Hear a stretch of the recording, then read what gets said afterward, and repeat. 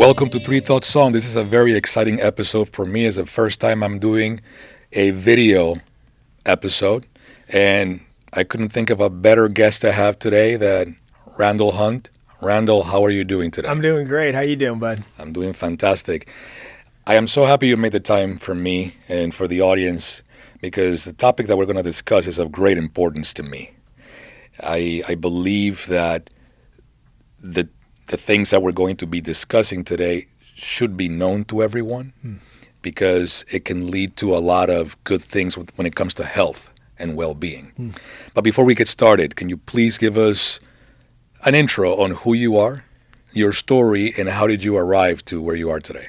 Sure. I'm Randall Hunt. I'm the owner and founder of Apex Fit.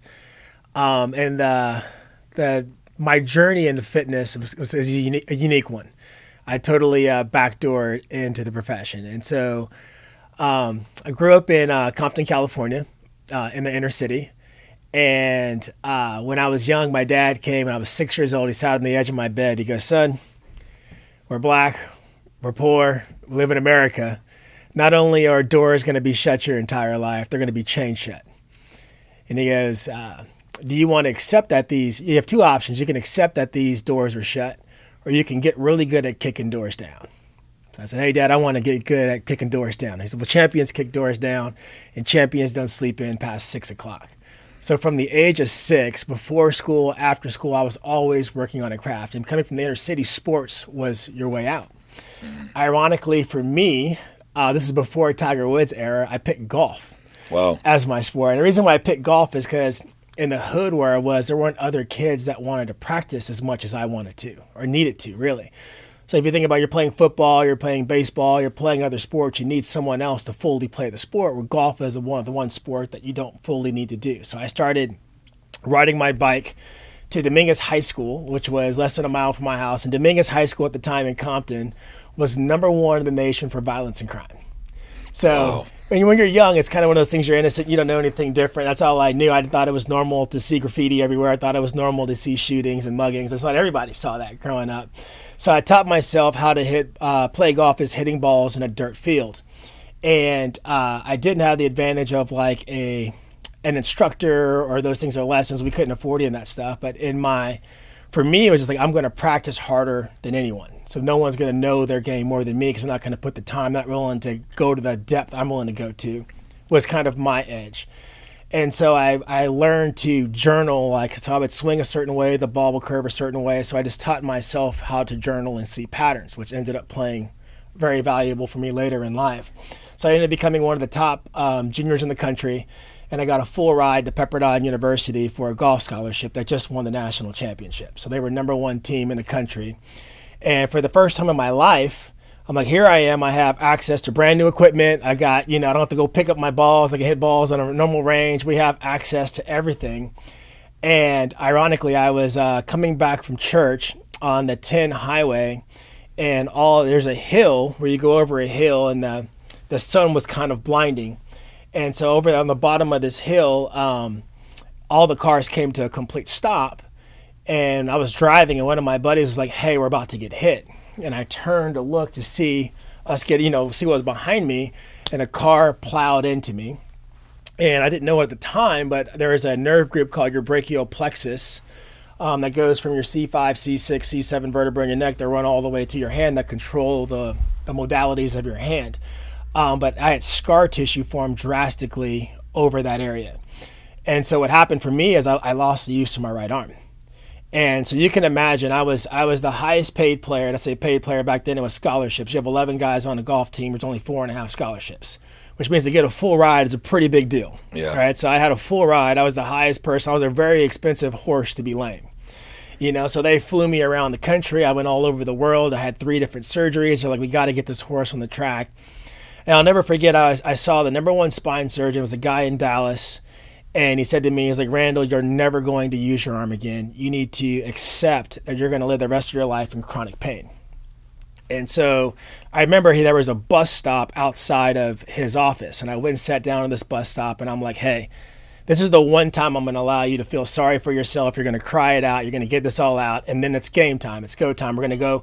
What I realized was if I'm going to heal myself and if I'm going to fix myself, I've got to learn something that these specialists and doctors at the time don't know. Right? At the time, I mean, I knew this was a bicep, but I didn't know much about anatomy. I didn't know much about muscle function at the time. And for me, and that's why I talked about the golf and learning how to play, it's like I already had done something in my life that was against the grain, right? No one would think, even now, like I look back, it seems pretty extreme, but if you saw a kid, you know, and I did it, but if I saw a kid down the street hitting balls in the field saying, hey, I'm going to play D1 golf, I'd be like, you know, Sure. yeah, good luck with it, you know? But for me, it was just like, okay, it's time to suit back up. And I couldn't get myself to cry. I couldn't get myself to feel sorry. I was already ready to get in the fight. And so what I did was I started locking myself in medical libraries and learning everything that I could about muscle function, everything I could about anatomy. So I'd go through, like if I wanted to be a chiropractor, what manuals do they read? I memorize and go through all those manuals. If I wanted to be a physical therapist, what do they know? Same thing, acupuncture, the meridian on the right side. I put myself through all these different modalities. I even sat in at UCLA Medical School. I'd find in, and there would be an open door. I'd walk on campus and sit in lectures and be able to see a cadaver and being able to see what nerve and, you know, the thickness of different muscles. And really through myself, it was trying these different things to try to fix myself to reconnect the brain to the muscle tissue in my arm. So what happened was I ended up having my last surgery. There was only 2 surgeons in the world that would attempt this surgery. It's called relief of the brachial plexus at the time. This was probably in 2005. And so a doctor by the name of Israel Shambi did mine. It was because the reason why is when you go through these, you go into the neck, the nerves, everything is kind of like spaghetti. You can fuse a nerve the wrong way, and the next thing you know, I'm a quadriplegic. And I was well aware of the risks. But for me, it was just like, I have to give this a go. So it was on a Thursday. The guy diagnosed me. He's like, hey, take a couple of months, think about it. It's very risky, but I can pull this off. And I said, hey, you know, let's rock. So on Tuesday, I was on the operating room table. And what he found was my subclavian artery, the artery that supplies 90% of the blood to your arm, was 90% shut off. So had I not gambled and had that surgery, my arm would have had been amputated. It was dying, it was suffocating, it was dying from the inside out. To give you an idea of like the level of pain that I was in. But they had a good chance to see just how damaged and smashed these nerves were to be able to say, hey, this is not going to work again. And so for me, it put me right back to where I was in Compton hitting balls in a dirt field where it's like, hey, I've done this before. I know how to gut it out. I'm willing to say kill myself, but I'm willing to go to an extreme. And for me, I look back, it's like, even if I was 50 and didn't fix myself, like I'm like in my head, that's what I thought about on the bench. It's like, I would never regret giving all out. And for me, giving all out is giving all out. Like in Compton, the difference between 100% and 99% could be your life. You know, so there you have a gear that's just ornately in you to where there is no retreat, there is no back down. It's all or nothing. So for me, it's like I'm diving all into learning nerve and muscle function. And so for me, I mean, I've been pain free for so long, but so I kind of get emotional thinking about it. But you can imagine picking yourself up, like each time I try these failures, it's like you're picking yourself up and you have the hope and you have the belief and I'm going to run, I'm going to do this and it's going to work. And each time it fails, it's like hitting a brick wall. And then you got to pick yourself up emotionally. And that's a big thing that I've been successful with. And people come to me with chronic pain and people have had it's a hope thing that really plays on people emotionally and cycle. I lived that for several years. Hundreds of failed experiments, hundreds of failed rehab attempts. But like I taught myself how to hit golf balls and documenting and journaling, I journaled what I did so I could see patterns. So I was able to see patterns and I was able to pick from those patterns. And eventually I was able to invent what's called biometrics, which is the heart of my business. And that's the modality that you've experienced where we reconnect brain to muscle tissue. And I did that to heal myself. And immediately you could think about young kid on the track to be a professional golfer, like that was my lifelong dream. I healed myself. I'm like, dude, here we go. I'm back. I started playing golf professionally all over the world. And I remember I was in Italy playing and I was in the fairway and it was like the most spectacular view you can imagine. The birds are chirping. I'm like, I'm living my dream, but something inside of me was, I'm like, I know, like, because I went to the extreme, like, I know what was out there for nerve and muscle function.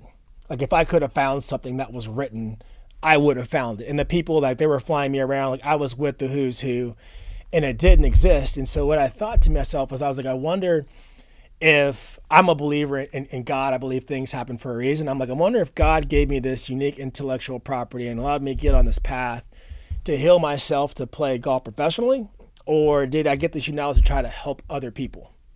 So I said, you know what I'm going to do is I'm going to take a year off of playing, and I'm just going to see, if I can help some people. And I'd be lying if I say a part of me wasn't like rooting against it, but like I loved playing professional golf. So I'm like, hey, if it didn't work, but I had to scratch this itch. So I took a year off playing professional golf, and I started my business literally out of my house. And I started off, I was a fix-it guy. So you didn't come to me unless 2 or 3 or 4 people told you something was impossible. So for me, you kind of imagine this clan of misfits, right? Like a pain misfits. Mm-hmm. And the people that are watching this podcast can know exactly what I'm talking about. Where it's like if you go to 3 or 4 modalities and people start seeing a laundry list of docs, reputable docs that you're seeing that can't fix you, like it's almost like they don't want to touch you. It's like you're leopard or something like that. So I started just healing all these people in this clan that were with me, and then it spread to I got a contract with the Olympic Training Center. So I started fixing things that they couldn't fix. They would call me out and fly. And I started just having Texas Health Resources when I lived in Fort Worth, Texas. Their PT department would defer to me for things that they couldn't fix. So I literally, and I didn't realize this because I was very brand new in business, but I was working with the who's who, so to speak. And people were like, hey, do you realize like how fast your business has grown? And I'm like, no, because I'm just trying to fix as many people as I could. And I had a waiting list. So I had my apprentice, Robert, who's still with me to this day. He's been with me 20 years.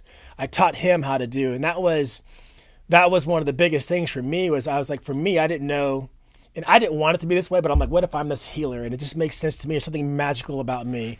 And it was happy. There was nothing magical about me. It's just the science is the science. It's simple. And I was able to duplicate myself. And we were able to help literally hundreds of people at this time. And so I literally didn't spend a dime on marketing outside. Like I had a business card that had my name, but you had to get my business card by coming into my facility. And then now that I'm, grown big and grown and scaled big businesses, you realize how much marketing is. But when you're young and you're just kind of getting going.